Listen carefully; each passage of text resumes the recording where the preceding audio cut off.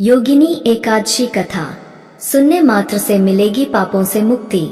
धार्मिक मान्यता है कि योगिनी एकादशी व्रत कथा का पाठ करने से जातक को सभी तरह के पापों से मुक्ति मिलती है, साथ ही श्री हरि की कृपा प्राप्त होती है और शुभ फल की प्राप्ति होती है।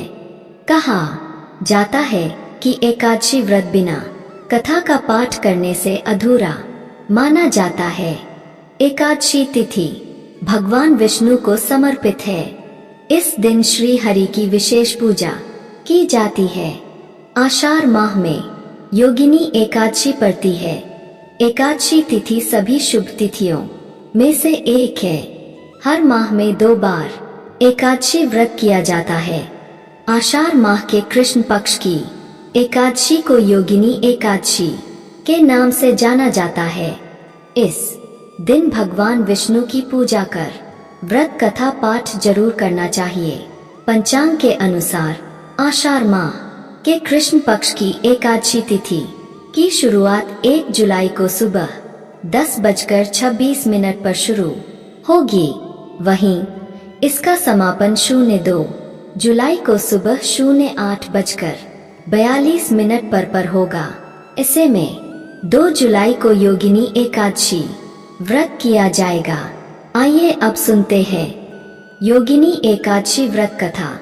पौराणिक कथा के अनुसार स्वर्ग लोक में कुबेर नाम का राजा रहता था। वह शिव भक्त था। रोजाना महादेव की पूजा किया करता था।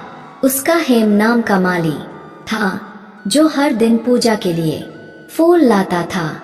माली की पत्नी का नाम विशालाक्षी था।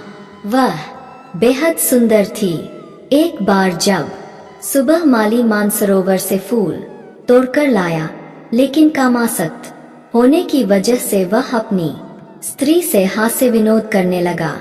राजा को उपासना करने में देरी हो गई, जिसकी वजह से वह क्रोधित हुआ। ऐसे में राजा ने माली को श्राप दे दिया।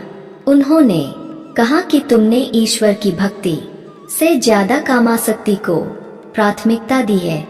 तुम्हारा स्वर्ग से पतन होगा और तुम धरती पर स्त्री वियोग और कुष्ठ रोग का सामना करोगे।